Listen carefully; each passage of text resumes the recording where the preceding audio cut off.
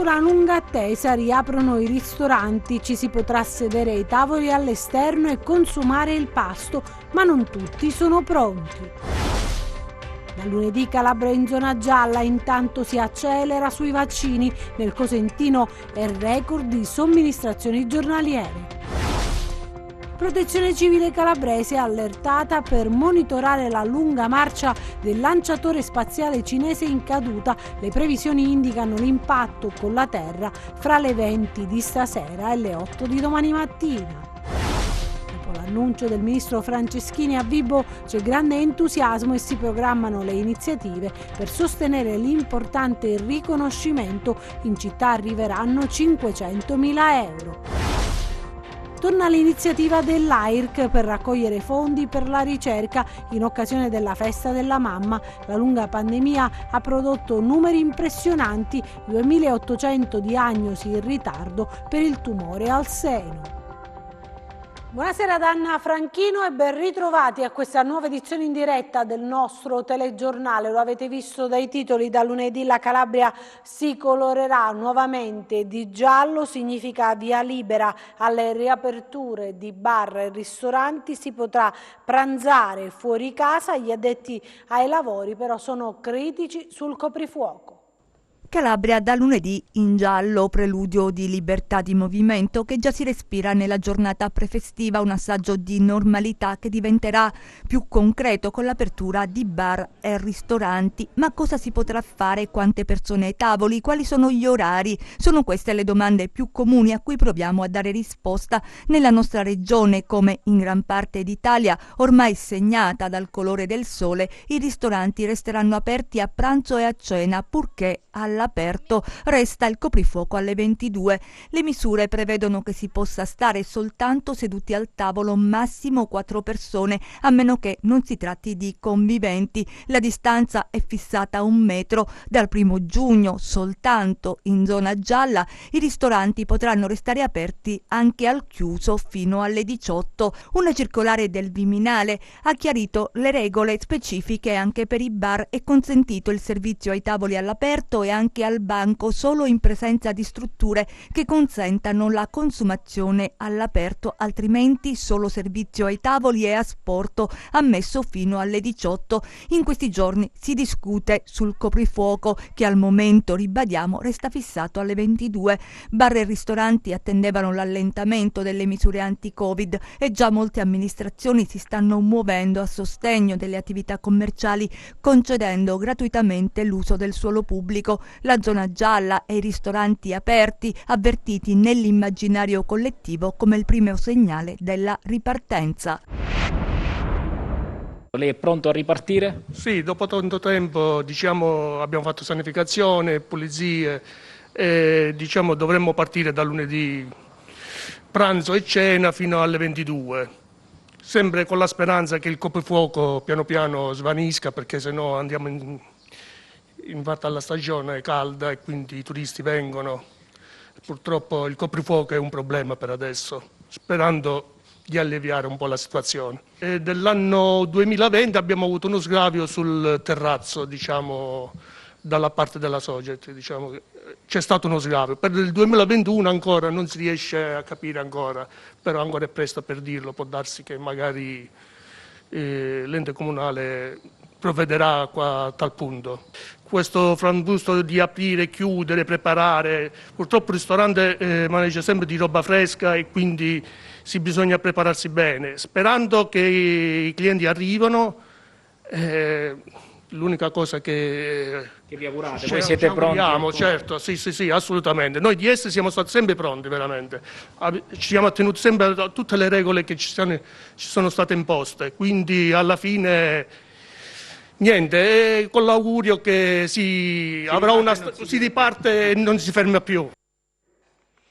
Cambiamo argomento, parliamo di vaccino adesso, perché sono più di 6.000 le dosi inoculate in provincia di Cosenza. Il centro di Lattari con la sede vaccinale più attiva. La Calabria però sta aumentando il ritmo e ha raggiunto le 650.000 somministrazioni. Intanto sempre in provincia di Cosenza è in funzione il centro vaccinale San Pietro di Mendicino.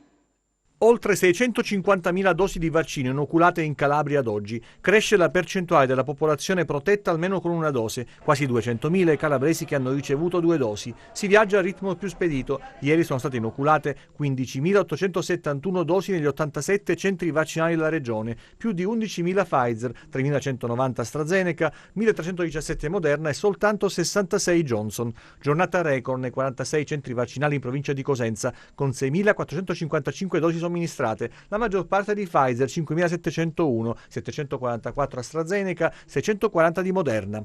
Il punto dove si è vaccinato di più nel territorio è stato il centro sociale di Lattarico, con 537 dosi somministrate. 2.708 i vaccini somministrati nei 15 centri in provincia di Catanzaro nelle ultime 24 ore, 695 nell'hub dell'ente Fiera Magna Grecia. A Crotone 586 le dosi inoculate nel Palazzetto dello Sport, 1.789 in totale nei 4 centri vaccinali. A Reggio Calabria sono 17 centri vaccinali, 3.693 le dosi inoculate, 861 nell'hub degli ospedali riuniti. A Vibo Valentia 5 centri vaccinali, 1.226 dosi inoculate, di cui 425 al Palazzetto dello Sport. E oggi è iniziata l'attività del centro vaccinale San Pietro di Mendicino in provincia di Cosenza, un altro punto strategico per l'Inter Lambruzio. 200 i soggetti prenotati oggi per la vaccinazione con AstraZeneca. Oggi è una bella giornata per la nostra comunità, finalmente siamo riusciti a partire con un nuovo centro vaccinale che è importante non solo per i cittadini di Mendicino, ma anche per quelli delle Serre Cosentine, dell'area urbana, del Savuto, della Presila. Potranno vaccinarsi vicino casa.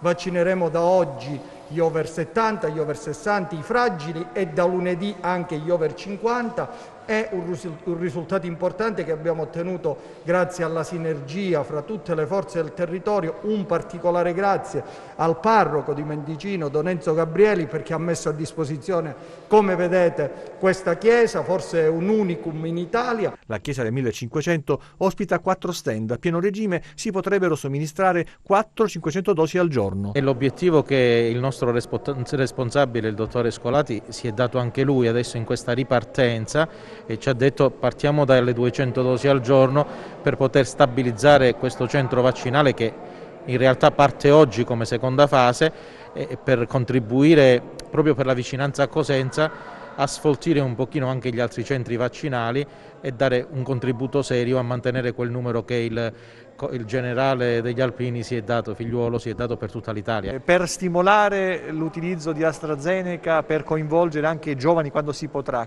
cosa si può fare? Stiamo pensando col sindaco, lo dovremo proporre naturalmente alle autorità sanitarie preposte, alla protezione civile, se accoglieranno quest'idea, potremmo fare come c'è stato nei momenti di tranquillità, di pace, la famosa notte bianca che precede le feste, in vista di qualche festa popolare della nostra comunità, legata anche a qualche celebrazione dei santi, poter pensare a qualche notte dei vaccini, magari coinvolgendo la fascia più giovane della popolazione, perché li vediamo ben predisposti sia a partecipare sia magari ad accogliere questo vaccino che incute un po' di timore nelle fasce più avanzate di età. È soddisfatta anche per questi numeri la Federazione dei Medici di Medicina Generale Calabrese. Sentiamo. I numeri della campagna vaccinale in crescita in Calabria, soddisfatto anche il segretario regionale della Federazione Italiana Medici di Medicina Generale Calabrese, Rosalbino Cerra, che dice è frutto della sinergia delle varie componenti. Sono felicissimo per questi numeri. I numeri che sono stati dati, le faccio un esempio: sulla provincia di Cosenza siamo arrivati a 6.000 dosi di media, 5.800, 6.500, prima viaggiavamo su 3.000 ed è stato frutto dell'impegno e della sinergia tra l'azienda sanitaria e la medicina generale. Dove c'è questa sinergia, dove c'è questa collaborazione, che sicuramente può essere migliorata, deve essere migliorata, i numeri ci sono. In questo momento abbiamo veramente 6.000 dosi, noi non pensavamo di poterle raggiungere solamente qualche tempo fa, quindi diciamo sono felice di questo risultato, sono felice per i calabresi, sono felice perché si è visto l'impegno dei medici di medicina generale. Per le vaccinazioni domiciliari c'è il nostro impegno, anche prima dell'accordo molti medici di famiglia erano andati a casa dei pazienti, adesso con l'accordo c'è la comunicazione all'azienda sanitaria, si va a casa dei pazienti fragili, anche grazie al supporto dell'azienda e del personale dell'azienda. E comunque, voglio dire, è una cosa che i medici si impegneranno a fare e stanno già facendo. Per i cittadini, come informazione al cittadino, quindi rivolgetevi al vostro medico per i vostri pazienti allettati che ancora non fossero stati vaccinati. Dove il medico per motivi diversi non è in grado o dove l'azienda non è in grado di supportare il medico, saranno poi altri servizi che si occuperanno della vaccinazione, ma anche questo sarà fatto nel più breve tempo possibile. L'obiettivo è mettere in sicurezza tutte le persone fragili. Io oggi ho il piacere di andare da una mia paziente di 102 anni, quindi insomma fa parte dei piaceri della medicina generale. Questa signora è paziente mia da quando avevo 28 anni. E cambio di passo sui vaccini, lo dicevamo, la Calabria accelera, non fa eccezione anche la provincia di Crotone, come conferma ai nostri microfoni il commissario dell'ASP Sperlì. Si deve accelerare sui vaccini, non ha dubbi il commissario dell'azienda sanitaria provinciale di Crotone, Domenico Sperlì, che fa il punto sul territorio precisando che è l'intera regione ad aver alzato l'asticella superando le somministrazioni giornaliere previste dalla struttura commissariale per l'emergenza Covid. In provincia di Crotone noi abbiamo vaccinato fino a ieri più di 62.000 persone, di queste poco meno di 2.000 sono provenienti da altre province, quindi circa 60.000 persone residenti nell'ASP di età superiore ai 60 anni hanno ricevuto in gran parte la prima dose, quindi per una percentuale di circa il 41% della popolazione residente.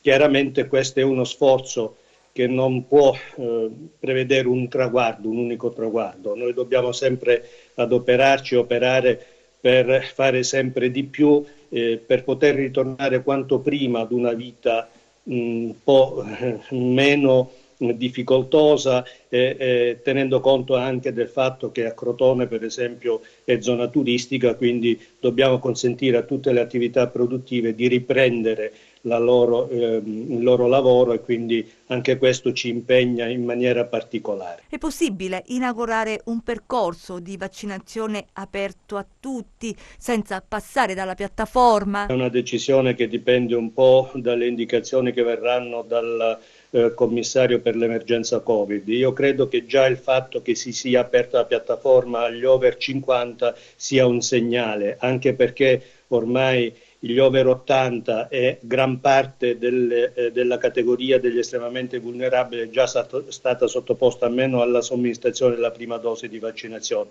Io credo che poi quando si scenderà per fasce di età, a quel punto penso che dovranno essere prese in considerazione altre modalità di accesso alla vaccinazione.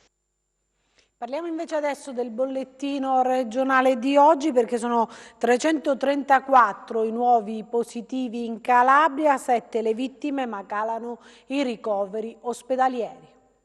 Sono 334 i nuovi positivi accertati in Calabria nelle ultime 24 ore, con 3.841 tamponi eseguiti ed un tasso di positività dell'8,69%. Le persone risultate positive al coronavirus nella nostra regione dall'inizio della pandemia sono 62.638, quelle negative 677.316. Fra i nuovi positivi 116 sono stati accertati in provincia di Cosenza, 45 a Catanzaro, 41 a Crotone, 22 a Vibo Valentia e 110 in quella di Reggio Calabria. In calo di ben 17 unità i ricoverati in area medica, 411, mentre resta stabile a 36 il numero di quelli in terapia intensiva, 7 le vittime di oggi, 3 nel Cosentino, 1 nel Crotonese e 3 nel Reggino, con il totale che arriva a 1071.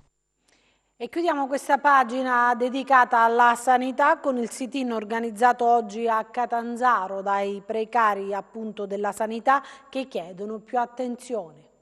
Fine del precariato e sicurezza sul lavoro, i capisaldi che hanno mosso a Catanzaro il sit-in davanti alla città della regionale, una sanità libera dal malaffare e dagli interessi della politica che garantisca i diritti non solo ai cittadini ma anche agli operatori. Siamo scese oggi in piazza perché pensiamo che sia fondamentale in questo momento riuscire ad essere in tanti e in tante per fare capire a tutti e soprattutto alle istituzioni che questo modo di gestire la politica e quindi inevitabilmente di provare a gestire anche le nostre vite è sbagliato. Un piano di investimenti per il Sud. In piazza sono scesi anche infermieri assunti con contratti co-co-co che operano nei reparti Covid. Chiediamo innanzitutto l'apertura di tutti gli ospedali dismessi negli ultimi anni a causa dei piani di rientro. Chiediamo investimenti e chiediamo la stabilizzazione dei precari nella sanità. Siamo qui per rivendicare qualcosa che nel 2021 dovrebbe essere scontato: lavoro, salute e dignità.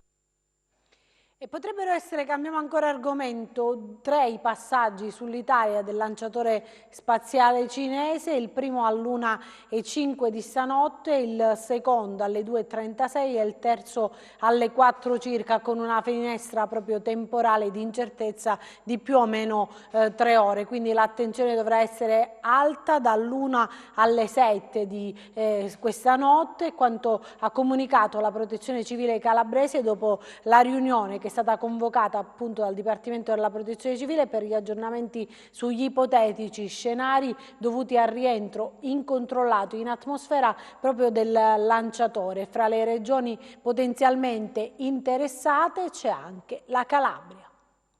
C'è allerta anche in Calabria per il razzo cinese fuori controllo. La pioggia di frammenti potrebbe infatti interessare anche la nostra regione. La situazione, in continua evoluzione, è costantemente monitorata da Protezione Civile, Agenzia Spaziale Italiana, Aeronautica Militare e Ministero dell'Interno. Il razzo, lanciato il 29 aprile scorso, doveva portare in orbita il primo modulo della stazione spaziale cinese Tianhe-1. Dopo il trasporto avrebbe dovuto allontanarsi dall'orbita terrestre, ma così non è stato e adesso sta tornando sulla Terra ed è in caduta libera. Il rientro di questo detrito spaziale da 20 tonnellate è al momento previsto alle 4:52 di domenica 9 maggio, con un margine di incertezza di 6 ore. E questa mattina all'alba il secondo stadio del razzo è stato fotografato nel cielo di Roma. Sono 3 le traiettorie che potrebbero coinvolgere l'Italia, che in totale interessano porzioni di 9 regioni del centro-sud, ovvero Umbria, Lazio, Abruzzo, Molise, Campania, Basilicata, Puglia, Calabria, Sicilia e Sardegna. Si parla di decine di frammenti di non più di un centinaio di chili che precipitano a terra ad una velocità di circa 200 km/h. Possono quindi danneggiare cose e persone, ma ciò con probabilità estremamente bassa. La Protezione Civile ha fornito anche delle indicazioni per i cittadini, invitandoli a comportamenti di autoprotezione. Secondo gli esperti è poco probabile che i frammenti causino il crollo di edifici, che pertanto sono da considerarsi più sicuri rispetto ai luoghi aperti. Si consiglia comunque di stare lontani dalle finestre e porte vetrate. I frammenti, impattando sui tetti degli edifici, potrebbero causare danni perforando i tetti stessi e i solai sottostanti, così determinando anche pericolo per le persone. Sono ritenuti più sicuri i piani più bassi degli edifici. Le probabilità sono piuttosto basse, però ciò non toglie che bisogna attenersi alle raccomandazioni della Protezione Civile e quindi rimanere in casa a partire dalle 8 di stasera per il tempo previsto. Le probabilità sono basse perché questo satellite man mano che scenderà di quota si immergerà nell'atmosfera e si romperà in tanti pezzi e questi pezzi si sparpaglieranno andando a coprire potenzialmente un'area larga qualche centinaio di chilometri, però i singoli pezzi appunto saranno sparpagliati su un'area molto grande. Quindi la probabilità che cadano su un centro abitato è piuttosto bassa, quindi la probabilità è bassa, possiamo stare abbastanza tranquilli. Le orbite durante le quali potrebbe avvenire il rientro in atmosfera passano anche sopra la Calabria, quindi c'è una certa probabilità che questo satellite appunto si disintegri in una zona non lontana dalla Calabria e quindi per questo bisogna seguire le raccomandazioni della Protezione Civile. Però come una misura precauzionale, diciamo, non bisogna allarmarsi eccessivamente, insomma. E dopo l'annuncio del ministro Franceschini, a Vibo c'è grande entusiasmo, si programmano appunto le iniziative per sostenere l'importante riconoscimento e in città arriveranno 500.000 euro. La città prescelta si è distinta per la qualità delle iniziative presentate, esposte con chiarezza, in cui si fondono rigore ed entusiasmo.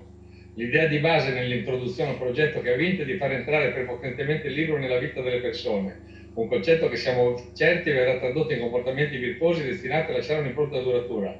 La giuria ha dunque scelto all'unanimità come capitale del libro 2021 la città di Vibo Valentia. È una grande occasione per la mia città, ma non solo per la mia città, tutti i comuni della provincia e credo per la regione tutta. È un riconoscimento importante di eccellenza che ci proietta su uno scenario nazionale ed internazionale.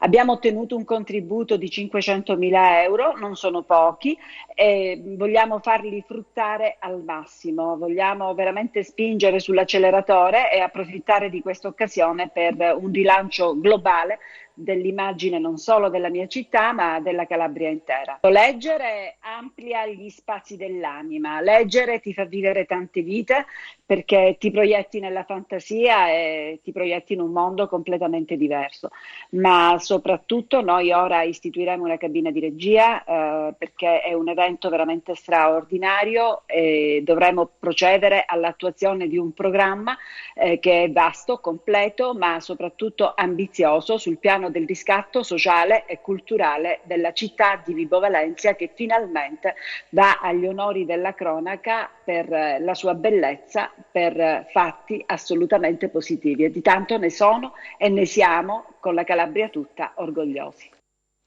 E torna anche in questo weekend l'iniziativa dell'AIRC per raccogliere appunto fondi per la ricerca in occasione della festa della mamma. La lunga pandemia ha prodotto numeri davvero impressionanti, sono 2.800 le diagnosi in ritardo per il tumore al seno. Abbiamo bisogno dell'aiuto di tutti ed è vero che purtroppo questa pandemia ha rallentato molto tutta la parte della prevenzione, che se vogliamo è la prima arma importante per sconfiggere il cancro. Però dobbiamo dire, e lo possiamo dire con orgoglio, che grazie agli studi che si stanno facendo da anni in oncologia si è riusciti ad arrivare precocemente al vaccino anti-Covid, perché proprio gli studi dell'RNA messaggero hanno consentito di avere in tempi brevi i vaccini. Quindi sono stati studi paralleli, per cui sostenere la ricerca mai come in questo momento significa salvare la vita di ognuno di noi. E l'AIRC è quello che fa da 37 anni in piazza con la Zalea, ma da 60 anni presente sul territorio nazionale, proprio per sostenere la migliore ricerca in Italia e mandare i nostri giovani all'estero. Quest'anno rifiorisce la Zalea, è anche un segno di rinascita. Noi siamo molto contenti di poter essere presenti in oltre 100 piazze e laddove per il timore del Covid i nostri volontari non sono scesi nelle piazze, stanno effettuando una distribuzione porta a porta, perché la Zalea, come diceva lei, è il simbolo di questa giornata. La festa della mamma è una festa antica, si celebrava già in epoca pagana, ai tempi dei Romani, dei Greci, si celebravano le divinità, la dea della fertilità. Ed è una festa che oramai è nel cuore e nell'animo di tutto il mondo, viene festeggiata in tutto il mondo. Da noi in Italia il simbolo della festa della mamma è la Zalea della ricerca. E adesso vediamo la rubrica dedicata ai libri a cura di Rosalba Baldino.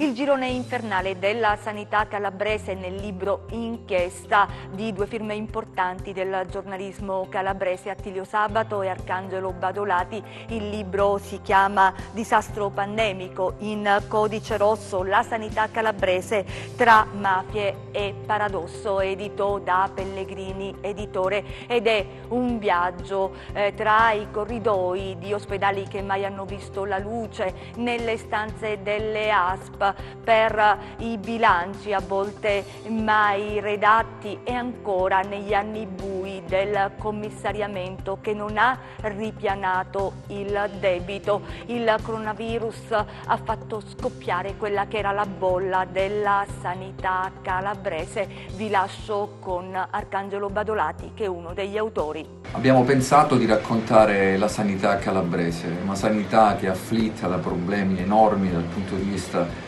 economico, finanziario, di organizzazione amministrativa, problemi che afferiscono pure il personale, mancanza di medici, di infermieri, di operatori sanitari. Abbiamo pensato di raccontarla quando ha vissuto forse il suo periodo di maggiore emergenza, cioè quello della pandemia. Abbiamo raccontato un anno di lavoro fatto io per la Gazzetta del Sud, Attilio Sabato come direttore di Tenno, un anno in cui abbiamo davvero riscontrato tutto il malessere, il disagio che la popolazione ha avvertito. Abbiamo anche messo in chiara evidenza i paradossi, cioè si ripeteva e si è ripetuto per mesi che mancavano infermieri e medici ma non sono stati mai assunti, si ripeteva per mesi che bisognava garantire un'assistenza adeguata sui territori, ma gli ospedali chiusi non sono stati riaperti. Abbiamo pure raccontato delle infiltrazioni della mafia calabrese nel mondo della sanità, delle ASP sciolte, quelle di Catanzaro, quella di Reggio Calabria. Abbiamo raccontato anche dell'uccisione di medici uccisioni avvenute nel passato. Insomma, un quadro a tutto campo su uno dei settori probabilmente più difficili da gestire, nel segmento della vita pubblica. Abbiamo raccontato anche di inchieste che hanno svelato, pensate, che in un ASP per 4 anni sono stati approvati bilanci totalmente falsi. Abbiamo raccontato dei servizi pagati 2-3 volte, esibendo sempre le stesse fatture, dei procedimenti giudiziari dal punto di vista civile provocati e istruiti per appunto far seguito a richieste indebite di pagamento. Abbiamo raccontato la sanità senza veli, senza esagerazioni, cercando di attenerci naturalmente ai fatti che ci sono presentati dinanzi durante le dure giornate lavorative della pandemia. Una pandemia che non è finita, è una pandemia caratterizzata anche dal balletto dei commissari alla sanità regionali, dalle singolari affermazioni di Cotticelli in televisione, poi alle difficoltà riscontrate da tutti quelli che dovevano succedergli e poi non hanno preso quel ruolo per tante ragioni, fino al commissario Guido Longo, che si è trovato davvero di fronte a un mare di disagi, di difficoltà, di paradossi che ha dovuto affrontare spesso in perfetta solitudine. Abbiamo raccontato anche della politica nella sanità, delle giunte che si sono susseguite, degli ospedali annunciati e mai costruiti. Il nostro libro racconta questo, con la massima onestà intellettuale, con l'equilibrio che deve contraddistinguere il lavoro giornalistico, insomma un libro che fotografa una realtà su cui ci sarebbe davvero ogni giorno da bloccare le strade, da provocare sommosse popolari, perché le cose, parliamoci chiaro, non vanno bene. E noi chiudiamo con le previsioni del tempo.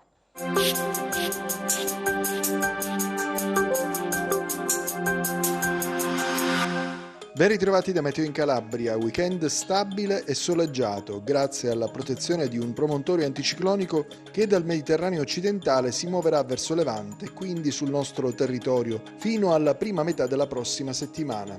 Domani tempo stabile, cieli prevalentemente sereni ovunque, qualche annuvolamento lo ritroveremo solo nelle ore più calde, lungo i rilievi, temperature senza variazioni rispetto al giorno precedente. Domani venti deboli al regime di Brezza sul Tirreno con mare poco mosso, deboli dei quadranti settentrionali sullo Ionio con mare poco mosso, mosso il settore crotonese dove la ventilazione raggiungerà intensità moderata. Per ulteriori approfondimenti vi rimando al sito www.meteoincalabria.com e alla nostra pagina Facebook Meteo in Calabria. E anche per noi è tutto, io mi fermo qui, grazie per averci seguito e buon proseguimento con i nostri programmi, arrivederci.